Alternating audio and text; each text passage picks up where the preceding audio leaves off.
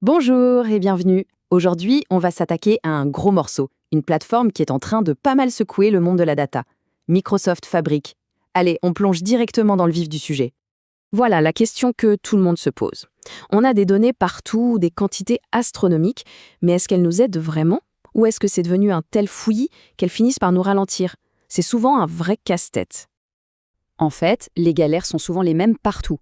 On veut de la simplicité, on rêve de préparer nos données pour l'IA, et surtout, on voudrait que chaque équipe, que ce soit les analystes, les ingénieurs ou les scientifiques des données, ait les outils parfaits pour son job. Et tout ça, bien sûr, sans sacrifier la sécurité et la gouvernance. Un vrai parcours du combattant. Et c'est justement là que Microsoft Fabric entre en scène. L'idée, c'est de proposer une solution tout en un pour répondre à tous ces défis.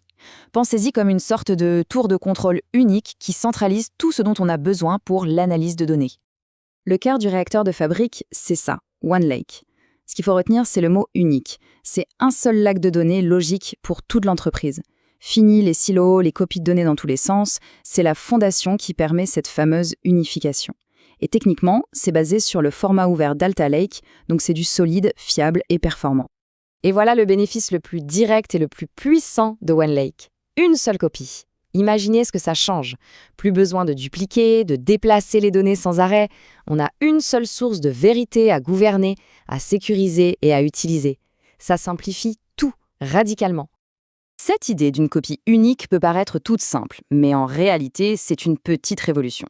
Pour bien comprendre pourquoi, il faut voir d'où l'on vient. C'est ce qu'on appelle le dilemme moderne des données. Pendant des années, on a empilé les systèmes, les bases de données, les outils qui ne se parlent pas. Résultat, des données éparpillées partout, une complexité qui explose, des coûts qui grimpent et au final, un énorme frein à l'innovation.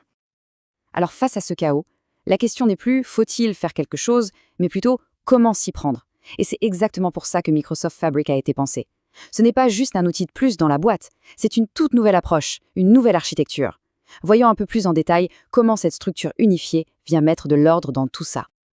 L'un des points les plus forts de Fabric, c'est que ce n'est pas un bloc monolithique. Non, c'est une suite d'expériences, chacune taillée sur mesure pour un rôle précis. Prenons un exemple. Léo, il est ingénieur de données. Son truc à lui, c'est de transformer des téraoctets de données brutes avec Spark. Il va donc utiliser l'expérience ingénierie des données. Au même moment, une analyste peut interroger exactement les mêmes données, déjà transformées par Léo, mais avec du bon vieux SQL via l'expérience entrepôt de données. Le tout sans jamais avoir à faire de copie. Chacun son outil, mais tout le monde sur la même donnée dans OneLake. C'est ça la collaboration sans friction. Et comme si ça ne suffisait pas, pour chaque expérience, il y a Copilot, l'assistant IA. Et attention, ce n'est pas juste un gadget. Comme le dit bien cette citation, il agit comme un véritable collègue, un expert qui est là pour aider à concevoir, à coder, à analyser, bref, à aller beaucoup plus vite. C'est un peu comme avoir un mentor en IA à ses côtés 24 heures sur 24. Bon, cette idée d'une plateforme unique avec des expériences multiples, c'est donc vraiment le cœur du système. On a vu le concept et pour qui c'est fait. Mais concrètement, au quotidien, comment ça s'organise pour les équipes? Comment est-ce que cette promesse d'unification se traduit dans les faits? C'est ce qu'on va creuser maintenant.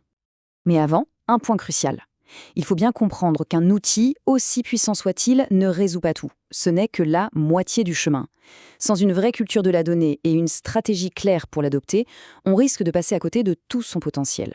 Le succès de Fabric, au final, il dépend autant de la technologie que de l'humain. Et ça nous amène tout naturellement à cette partie qui est essentielle, comment on construit cette fameuse culture de la donnée. Parce que déployer une technologie, c'est une chose. S'assurer qu'elle est bien utilisée, bien gouvernée et qu'elle apporte vraiment de la valeur, c'en est une autre. On va parler ici de la feuille de route, des étapes stratégiques pour que Fabric devienne un vrai moteur de transformation. Ce modèle est super intéressant pour s'auto-évaluer. Essayez de voir où se situe votre organisation. Est-ce qu'on est au niveau initial, un peu chaotique, où chacun fait les choses dans son coin, ou est-ce qu'on est déjà au niveau efficace, où l'amélioration continue et l'automatisation sont devenues la norme? Savoir où on en est, c'est la première étape indispensable pour savoir où aller. Maintenant, une question qui pique un peu sur la culture de la donnée. Est-ce que tout le monde parle la même langue? Si le service marketing et le service financier n'ont pas la même définition de ce qu'est un client actif, unifier les données ne résoudra pas le fond du problème. Un dictionnaire commun, c'est la base de tout. Voilà un autre pilier absolument fondamental. Sans un soutien fort et visible de la direction, une initiative autour de la donnée a très peu de chances d'aboutir. L'implication des dirigeants, ce n'est pas juste pour faire joli, c'est ce qui donne la légitimité et les moyens au projet pour surmonter les obstacles. Cette question met le doigt sur un problème classique, le fossé qui existe parfois entre les équipes business et les équipes techniques. Pour que la donnée crée un maximum de valeur, il faut que la stratégie data soit directement branchée sur les objectifs de l'entreprise. Il faut construire un pont solide entre ces deux mondes. Heureusement, Fabrice ne nous laisse pas seuls face à ces défis. La plateforme intègre une boîte à outils de gouvernance assez complète. On peut protéger les données sensibles, certifier les rapports pour dire « ceci est une source de confiance » et surtout, suivre le parcours de la donnée de A à Z avec la vue de lignage. Ces outils sont là pour aider à mettre en place et à maintenir cette culture. Et on termine avec cette question qui est finalement la plus importante et la plus excitante. Une fois qu'on a éliminé la complexité, que les données sont enfin unifiées, accessibles, sécurisées, que fait-on ? Les possibilités deviennent immenses. Intelligence artificielle, analyse prédictive, nouveaux services. La question n'est plus comment on gère nos données, mais bien, maintenant qu'on a réglé ça, qu'est-ce qu'on va bien pouvoir construire d'incroyable avec ?